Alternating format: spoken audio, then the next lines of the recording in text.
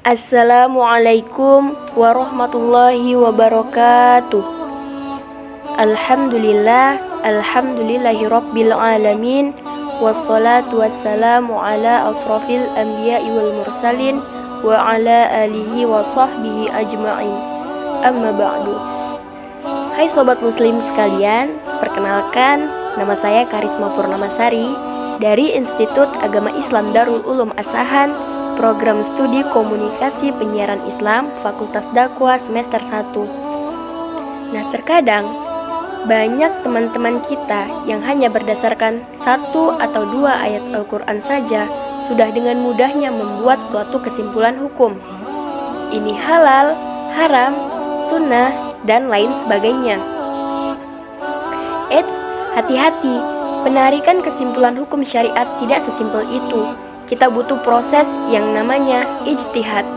Hari ini kita akan membahas apa itu ijtihad. Mari kita bahas. Sobat muslim sekalian, Al-Quran dan hadis bukanlah suatu hukum. Santai dulu. Bukan suatu hukum, melainkan adalah sumber suatu hukum. Begini, ibaratnya bahannya masih mentah. Mengapa? Karena Al-Quran dan hadis memiliki bahasa sastra yang sangat tinggi. Terkadang penuh dengan perumpamaan. Makanya kita perlu proses yang namanya istinbatul hukmi, atau penarikan suatu hukum yang melalui proses yang bernama ijtihad. Contohnya, coba sekarang sobat muslim jawab, apa dalil sholat itu wajib? Waktunya 10 detik.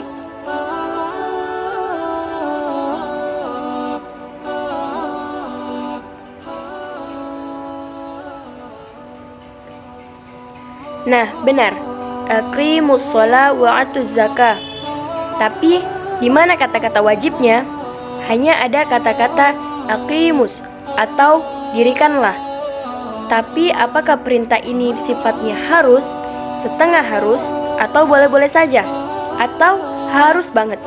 Nah, disinilah fungsi daripada ijtihad. Kalau begitu, apa itu ijtihad? Mari kita bahas. Ijtihad berasal dari kata ijtihada, yajtahidu, ijtahadan, yang merupakan asal dari kata jahada. Secara bahasa, maknanya yaitu upaya atau kemampuan. Secara istilah, ijtihad memiliki beragam definisi dan penjelasan. Imam Al-Ghazali mendefinisikan ijtihad sebagai babul al-mujtahid wus'a fi talabul ilmi bi ahkam asy-syariah. Artinya, mengerahkannya seorang mujtahid pada segala kemampuan dari upayanya untuk menguraikan segala pengetahuan hukum-hukum syariah. Imam Ibnu Qudamah juga mendefinisikan hal serupa seperti Imam Al-Ghazali mengenai ijtihad. Sedangkan Imam Al-Badui mendefinisikan ijtihad sebagai pengerahan upaya untuk menangkap hukum-hukum syariah. Secara umum, yang dimaksud dengan ijtihad adalah suatu usaha dan upaya yang dikerahkan oleh seorang yang dinamakan mujtahid dengan segala kemampuan dan pengetahuan yang dimilikinya untuk menggali dan menemukan hukum-hukum syariah. Lalu, dari mana jalan ijtihad ini? Apakah Rasul pernah memerintahkannya? Nah, ada suatu riwayat terkenal. Ini tentang Mu'adz bin Jabal. Mu'adz ini sangat disayangi Rasulullah SAW karena kemampuannya dalam fikih dan hukum Islam. Sehingga Rasulullah SAW pernah bersabda, umatku yang paling mengerti tentang halal dan haram adalah Mu'adz. Suatu saat Rasulullah berniat mengirimkan Mu'adz untuk menjabat sebagai gubernur di Yaman. Sebelum berangkat, Rasulullah bertanya kepada Mu'adz, "Hei Mu'adz, apa pedomanmu jika hendak memutuskan sesuatu?" Mu'adz pun menjawab, "Kitabullah," artinya Al-Quran. Lalu Rasulullah SAW pun bertanya kembali, "Bagaimana jika tak kau jumpai di dalam Kitabullah?" Maka Mu'adz pun menjawab kembali, "Sunnah Rasulullah." Kemudian Rasulullah SAW pun bertanya kembali, Bagaimana jika tidak kau temui dalam sunnah? Lalu Mu'adz pun menjawab kembali, saya akan pergunakan pikiranku untuk berijtihad. Mendengar jawaban itu, berseri-serilah wajah Rasulullah SAW.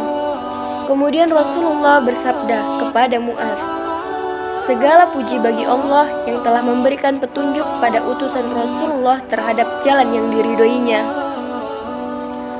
Nah, sobat muslim sekalian, kita bisa lihat dalam hadis tersebut bahwa Rasulullah SAW menyetujui adanya ijtihad, yakni perlibatan akal pikiran untuk menyimpulkan maksud suatu wahyu, dan inilah yang kemudian hari memunculkan 4 sumber hukum primer dalam Islam, yaitu Al-Quran, Sunnah, Ijma, dan Qiyas.